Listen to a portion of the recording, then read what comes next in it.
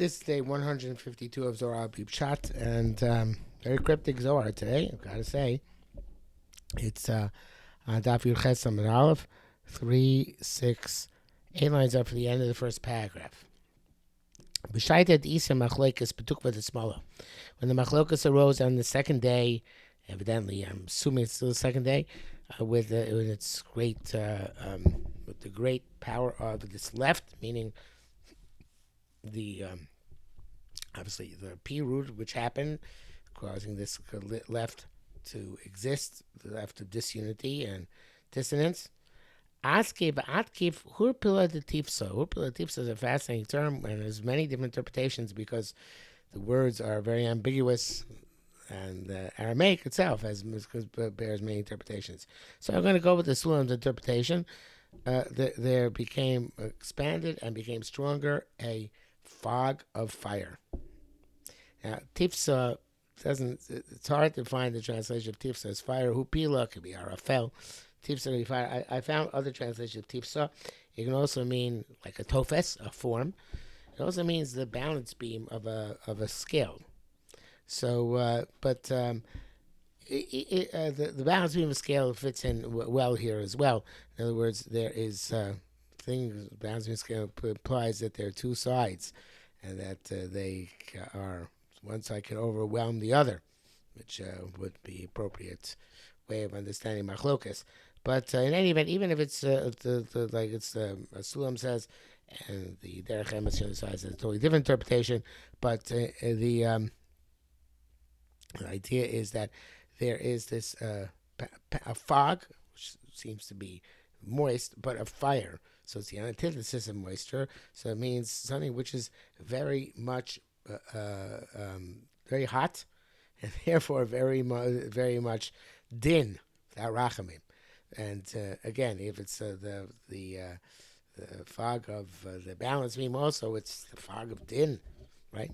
But nafkum itaman to sirin, and then the sirin is also a very ambiguous word.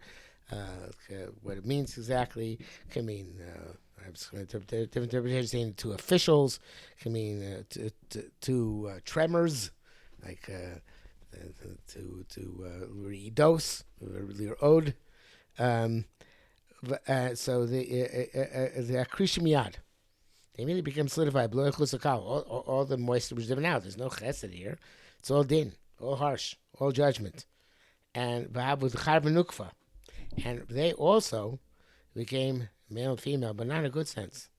In other words, there became this capacity to generate more harshness and more din in the world. Therefore, from this came negative sustenance. Liznayu of various different sources. Obviously, all sorts of harshness, cruelty, difficulty, divisiveness, friction came around the world before the unity happened between the Mayim Elyonim and the Mayim Tachtonim, with the Rakia in the middle, and the Vav HaChibur, and those beautiful things we saw about Am Yisrael connecting the two.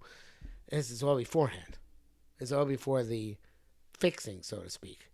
So this of V'hacha Tekifu D'Ruach Misa'ava, and there was a powerful strength, a powerful spirit of Tumah. B'chol inun tukfin t'sirin, and all those powerful, again, officials, or those powerful tremors, quaking, which happened, v'inun rosa de Orlah. And the fascinating thing, the secret of Orlah, just like in Orlah, the first 3 years of the tree, it's also it's aser b'hanoin out that I benefit from the fruit.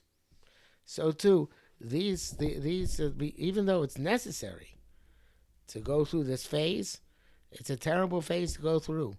Yes, we have to reach the phase where, as for Havis Sufar, where everything, you could create divisiveness, you create this unity, and then you unify again. But in the meantime, there's time which passes where it's forbidden, and it's dangerous, and it's bad. So therefore, this is the secret of Orlah, the preparatory phase, although I don't see the threeness here, but the preparatory phases before you get to good fruit, for which you can benefit. You go through some phases where there's danger, and it can cause tremendous tremendous negative ramifications. Elin iskifu besigning to kifai. And these became, again, embedded and took shape and form, became powerful in two different powerful negative forces.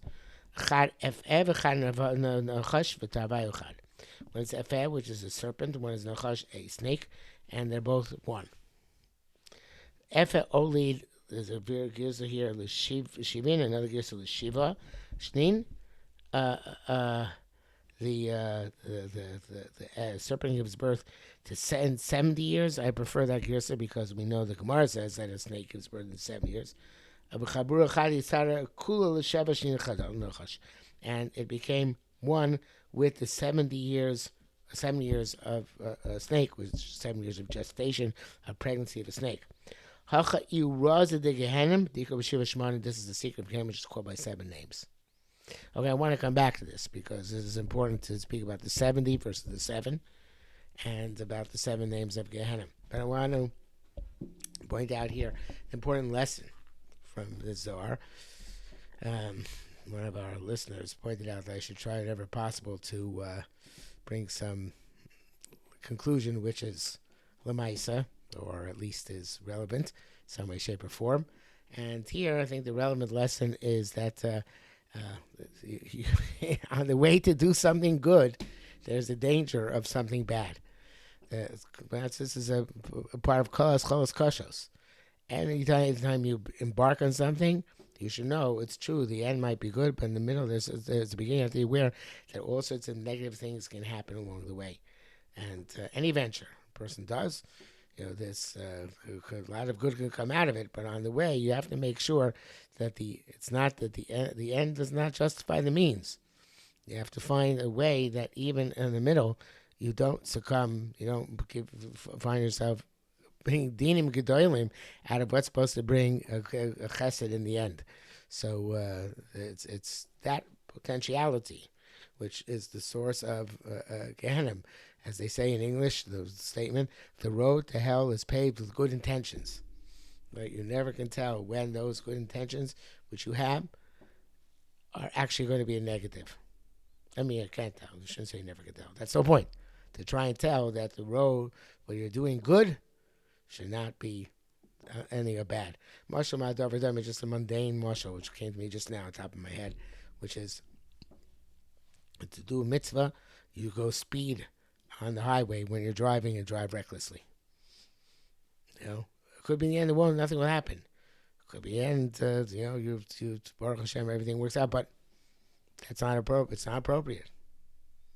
It's like the mashal, which I like repeating. I don't know repeat in this series yet, which is that when Rabbi Soslanter wanted to see if they found the Musar movement, or was testing out to see how the state of Musar and Am Yisrael, he comes to stood on Yom Kippur next to a prominent Rosh Yeshiva and pretended he didn't know davening by heart and wanted to learn, look into with the machzor of that Rosh Yeshiva, and that Rosh Yeshiva elevated him aside. So, on your way to achieving your great ruchnius, make sure you don't elbow the guy next to you aside. So it's not the new davening by heart. He didn't need the machzor, but he showed him, confirmed his view that people without musar can have great goals, but in the end, they're on the way. Besoda Orlah, they're very great dangers which can lead to Gehenna. Okay, come back to it again tomorrow. It's Hashem.